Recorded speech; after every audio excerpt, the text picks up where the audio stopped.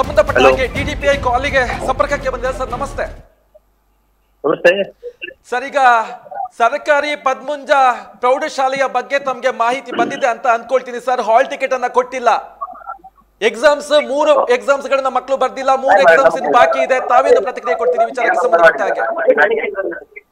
ಅಲ್ಲ, hall ticket ನಿನ್ನೆ BO ಹೋಗಿ ಹಾಲ್ ಟಿಕೆಟ್ ಕೊಡಿಸಿದ್ದಾರೆ.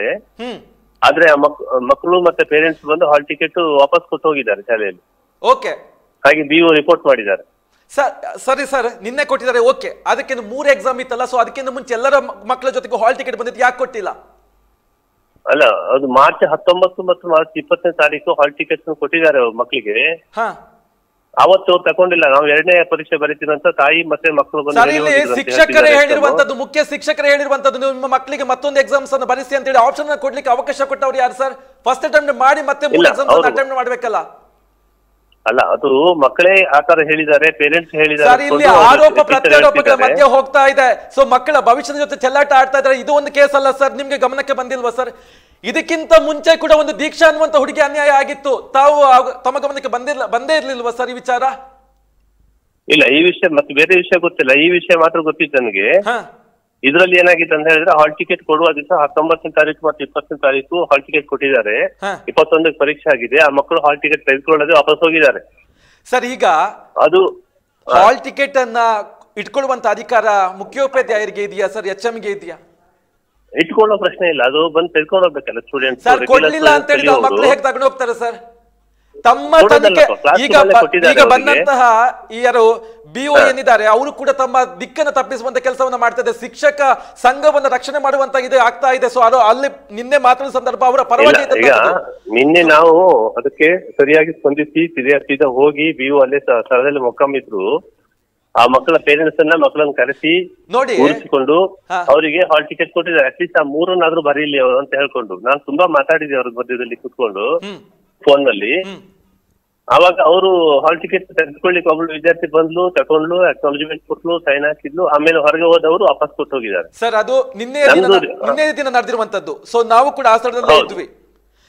ಸೊ ಈಗ ಆ ಮಕ್ಕಳಿಗೆ ಮೊದಲು ಕೊಡ್ಬೇಕು. ಈಗ ಪೋಷಕರು ಹೇಳ್ತಾ ಇರುವಂತದ್ದು ಏನಂತ ಹೇಳಿದ್ರೆ, ಈಗ 3 ಎಕ್ಸಾಮ್ಸ್ ಅನ್ನ ಫಸ್ಟ್ಗೆ ಮಕ್ಕಳೇನಂತ ಹೇಳಿದ್ರೆ ಎಕ್ಸಾಮ್ ಇದು ಹಾಲ್ ಟಿಕೆಟ್ ಅನ್ನು ತರುವುದಕ್ಕೆ ಅಂತ ಹೇಳಿ ಬಂದಿರ್ತಾರೆ. ಸೊ ಅವಾಗ ಹೇಳುವಂತದ್ದು, ನಿಮ್ಮ ಮಕ್ಕಳು ಕಲೀಲಿಕ್ಕೆ ಹುಷಾರಿಲ್ಲ, ನೆಕ್ಸ್ಟ್ ಎಕ್ಸಾಮ್ಸ್ ಅನ್ನ ಅಟೆಂಡ್ ಮಾಡ್ಲಿ ಅಂತ ಹೇಳುವಂತದ್ದು ಯಾರು ಸರ್? ಇದು ಮುಖ್ಯ ಶಿಕ್ಷಕಿ ಅಲ್ವಾ ಹೇಳಿರುವಂತದ್ದು?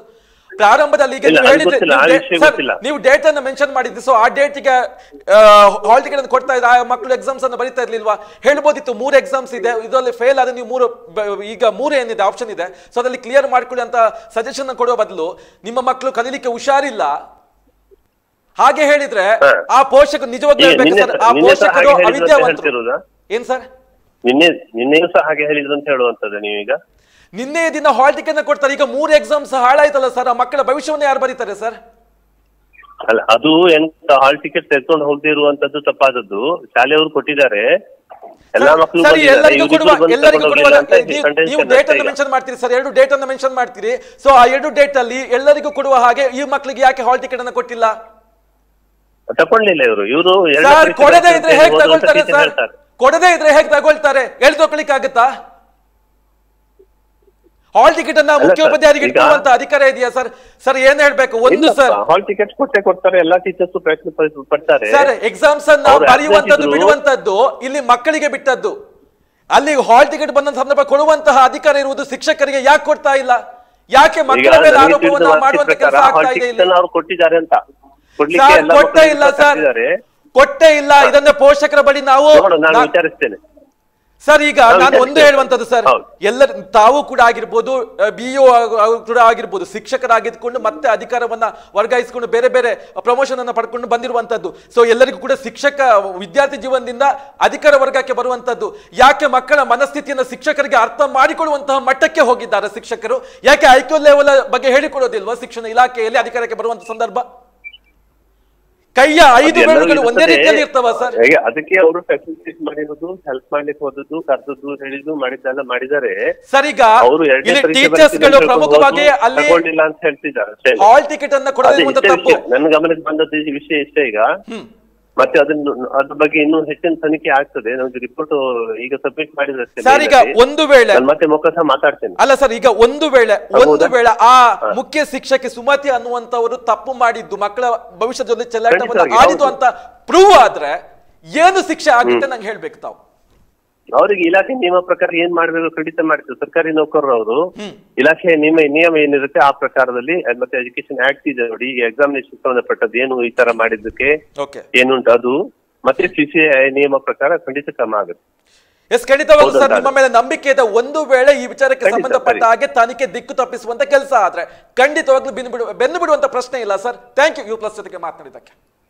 ಸತ್ಯ, ಸ್ಪಷ್ಟ, ನೇರ ಸುದ್ದಿಯೊಂದಿಗೆ U+ TV. ಇದು ಹೊಸತನದ ಸಂಕಲನ. MCC ಬ್ಯಾಂಕ್ ಲಿಮಿಟೆಡ್ ಬೆಳ್ಮಣ್ಣಲ್ಲಿ MCC ಬ್ಯಾಂಕಿನ 19ನೇ ಶಾಖೆಯನ್ನ ಆರಂಭಿಸುವ ಸುಸಂದರ್ಭದ ಪ್ರಯುಕ್ತ ಆಯ್ದ ನಿರಕ್ಕು ಠೇವಣಿಗಳ ಮೇಲೆ ಶೇಕಡ 8.5% ಆಕರ್ಷಕ ಬಡ್ಡಿ ಹಾಗೂ ₹1,200ರಿಂದ ಆರಂಭವಾಗುವ ಅತಿ ಕಡಿಮೆ ಬಾಡಿಗೆಯಲ್ಲಿ ಭದ್ರತಾ ಲಾಕರ್ಗಳು. 113 ವರ್ಷಗಳಿಂದ ನಿಮ್ಮ ಸೇವೆಯಲ್ಲಿ. ಹಿಂದೆ ನಿಮ್ಮ ಹತ್ತಿರದ MCC ಬ್ಯಾಂಕ್ ಶಾಖೆಯನ್ನು ಸಂಪರ್ಕಿಸಿರಿ. ದೂರವಾಣಿ ಸಂಖ್ಯೆ 7090701105. Toll free number 1800 1232966. ಷರತ್ತುಗಳು ಅನ್ವಯ.